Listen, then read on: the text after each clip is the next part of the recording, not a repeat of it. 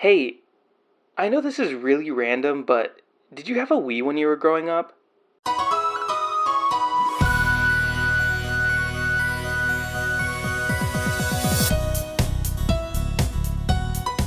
The Wii was such an amazing little console, man. It had so many great games, so much great shovelware, and odd little features like the Wii message board. Did you ever use that thing? It was pretty much used to write letters and send them off to your friends by getting their little address thing.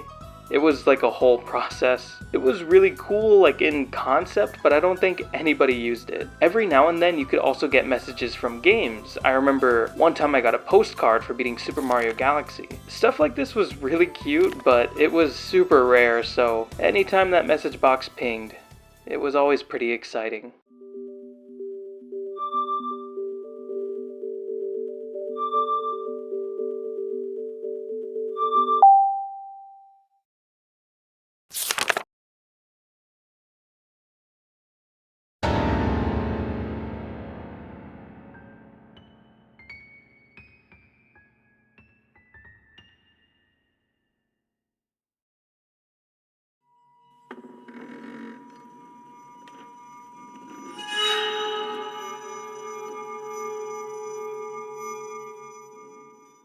In 2009, Hudson Soft released Calling for the Wii, a game part of the fairly small selection of horror games on the console. The game's story centers on a group of people who all access an online message board called the Black Page. It's rumored that this chat room allows users to speak with the dead. However, shortly after entering the room, our main cast of characters are transported. They all arrive in the Mnemonic Abyss, a space between life and death where spirits can materialize and interact with the living. You take control of several characters as they try to piece together the mystery behind the Black Page and escape the Mnemonic Abyss. This game is special for the way it ties the Wii message board to the gameplay. For example, if you happen to die at the hands of a ghost, you may receive one of several unique letters on the Wii message board. Dying in specific chapters unlocks even more of these letters. Though not every single letter contains a haunting image, you can obtain a pretty nice photo of the main cast after completing the game, which is pretty wholesome. For the most part, these letters range from being fun and campy to being just a little bit creepy and off-putting. However, the red letters are a bit different.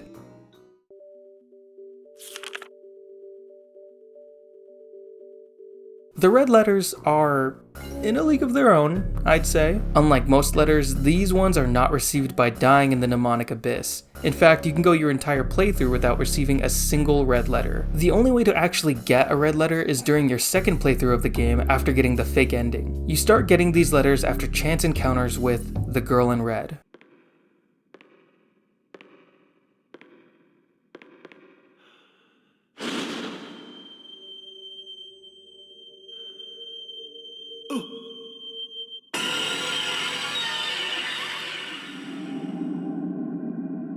In very specific locations during your second playthrough, you can find this eerie spirit that doesn't attack you. Instead, the girl in red sends you a new letter after every encounter with her. After seeing her for the first time, you'll get a letter that reads, "I found you." These messages only get creepier after every subsequent encounter with her. One of these messages seems to be directed at one of the main characters of Calling. This letter depicts the girl in red holding hands with a man. From the hairstyle, white shirt, and black vest, it's clear that this is supposed to resemble Makoto Shirae. This specific letter is even sealed with a lipstick kiss mark, hinting at some romantic feelings towards Makoto. In fact, many of your encounters with the girl in red happen while you're controlling Makoto, but you can also find the ghost while controlling Rin Kagura, another one of the game's playable characters. Despite this, none of the letters ever appear to be addressed towards Rin or any other playable character for that matter. The girl in red even jumps out at Rin in their last encounter together.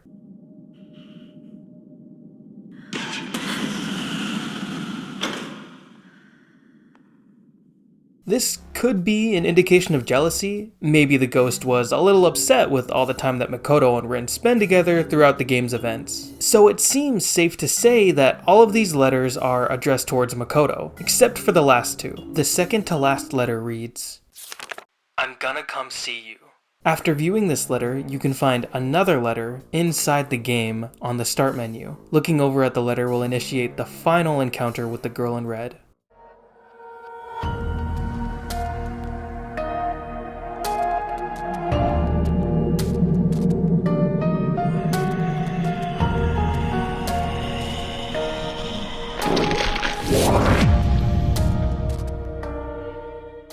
After that little jump scare, you'll receive the final red letter, which reads, I finally got to see you. This final encounter and the contents of the final letter suggest that the girl in red has been dying to see you, the player, all along. While this whole side quest makes for a pretty good scare, there's still a lot of unanswered questions here, like who the girl in red actually is, how she ended up in the mnemonic abyss, what her relation to Makoto is. There's still a lot to unpack here. So today I wanted to dig a little deeper to uncover the mystery behind Calling's ghost girl. So we're going to be looking at a couple of theories, as well as some horror media that could have inspired the girl in red's appearance in Calling.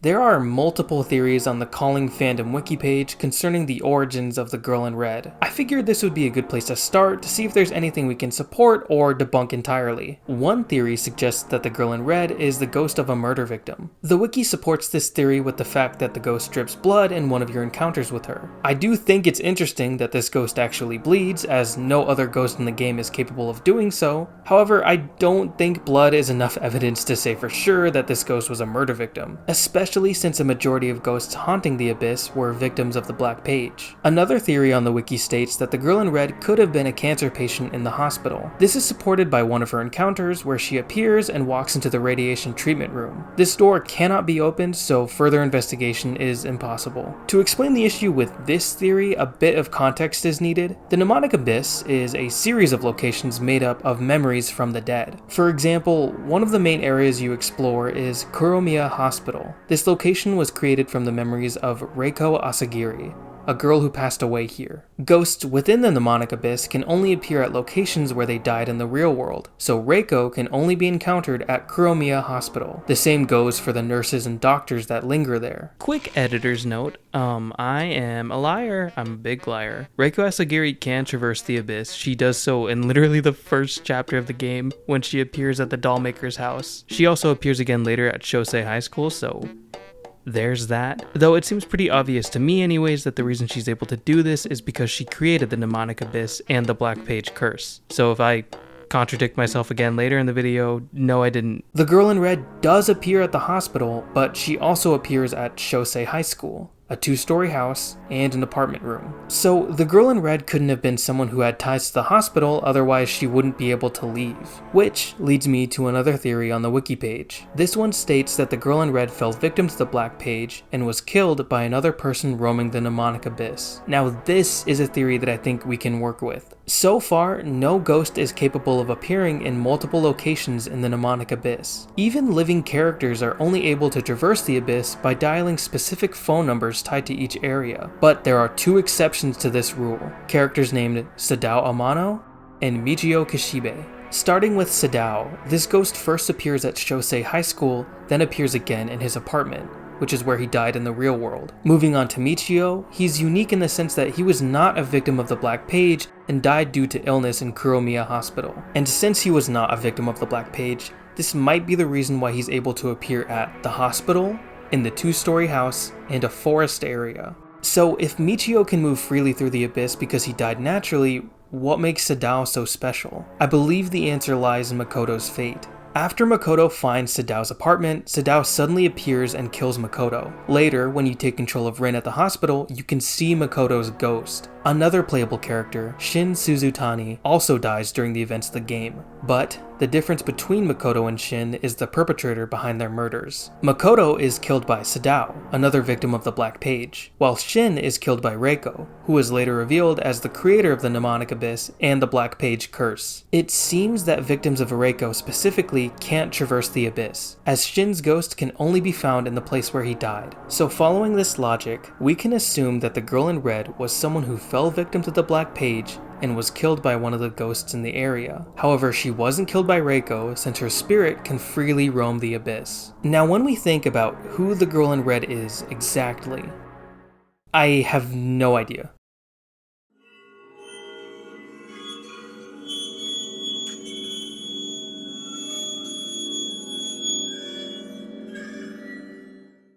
Calling takes inspirations from multiple pieces of horror media, and it was through these inspirations that I was hoping to find some answers regarding exactly who the girl in red is or what she may have been inspired by. Because when I think Ghost Girl in Red, my mind immediately goes to Fear. Alma Wade, or the primary antagonist of Fear, is a psychic ghost girl that wears a red dress. But after refreshing my mind with a walkthrough and the Fear wiki page, I'm not sure if there's any connection here. They're both creepy ghost girls that wear red, and that's about it for similarities. When looking for Japanese horror movies featuring ghost girls in red, I came across two films, Retribution and Unholy Women. Both films were released in 2006. 3 years before Calling, so it's possible that these movies could have had some influence on the game. Starting with Retribution, the film focuses on Yoshioka, a detective investigating a series of murders. The movie actually begins with the detective murdering a woman in a red dress. Eventually, the ghost of this woman begins haunting the detective. During their first encounter together, the ghost even expresses joy in being able to be reunited with him. This ghost continues haunting Yoshioka and even begins haunting other people. Eventually, it's revealed that the ghost was someone Yoshioka saw in an asylum 15 years ago. The ghost was infuriated that no one came to save her from the asylum and began haunting people once she died. The film ends with the ghost forgiving Yoshioka for not helping her, and she kills the detective's partner by shoving him into a bowl. Yeah. Moving on to Unholy Woman, this movie is actually an anthology of 3 separate horror stories. The first story, Rattle Rattle, features a ghost girl in red. The story focuses on Kanako after a night out with her boyfriend Akira. At Kanako's apartment, she gets a call from Akira saying that his ex-wife tried to attack him with a knife. Kanako soon discovers a woman in a red dress in her apartment. The woman in red brandishes a knife and chases after Kanako. After this chase and some investigation from Kanako, the ghost appears one last time to attack. Before pushing Kanako off a building, the ghost admits that they are a monster, and I don't think there's any connection here. Out of the 2 films, I think it's much more likely that Calling's Ghost Girl is inspired by Retribution's Ghost Girl. It's not a 1-to-1 perfect match, but they both have a strong connection to a main character, haunt multiple characters, don't attack anyone until the very end, and never have their name revealed. As far as Ghost Girls in Red go, I think that it's fair to say that Retribution's Ghost Girl is the likely match here. Don't get me wrong though, I'm sure that there are other Japanese horror movies that could have influenced Calling's Ghost Girl. In fact, when I think of the girl in red, she reminds me a lot of Kayako from Ju-on the Grudge. I narrowed down my search to ghost girls wearing red because I feel like that's really uncommon and it's a very striking appearance for a ghost to take. But luckily, films aren't the only things that influenced Calling's scares and ghosts. My search also led me to Japanese urban legends, hoping that the woman in red might be some sort of rumor or legend that I'd just never heard of. Maybe like an equivalent of Bloody Mary or something similar. When looking for a woman in red, I found the legend of Hanako-san, a spirit that haunts school bathrooms. According to legend, you can summon Hanako-san by knocking on the 3rd stall on the 3rd floor's women's bathroom.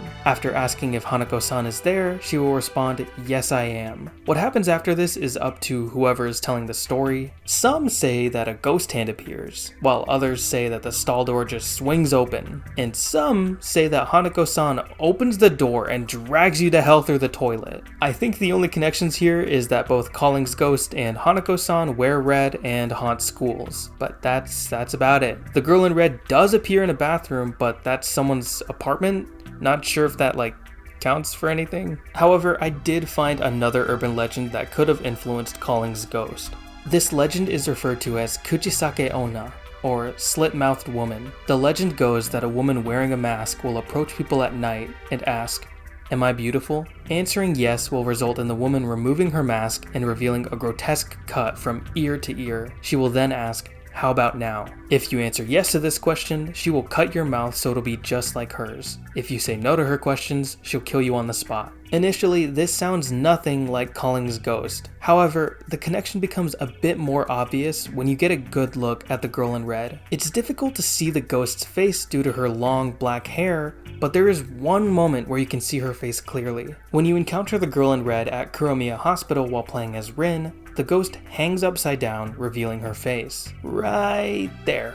On the corners of her mouth, you can see cuts moving upwards towards the ghost's ears and 2 cuts moving downwards to the bottom of her chin. The girl in red even hangs her mouth open in this encounter, similar to the slit-mouthed woman. This connection isn't a perfect one-to-one either, as the slit-mouthed woman isn't always depicted as wearing red. She usually carries a weapon and she usually wears a mask. The main connection here is the Cheshire Cat-like scars on their face, but I'll take what I can get. After looking through everything, I think it's safe to say that the girl in red is ultimately a tribute to Japanese horror and urban legends in general. Her appearance very much resembles Kayako and Sadako from Ju-on Grudge and Ringu respectively, while the way you encounter the ghost feels a lot like an urban legend.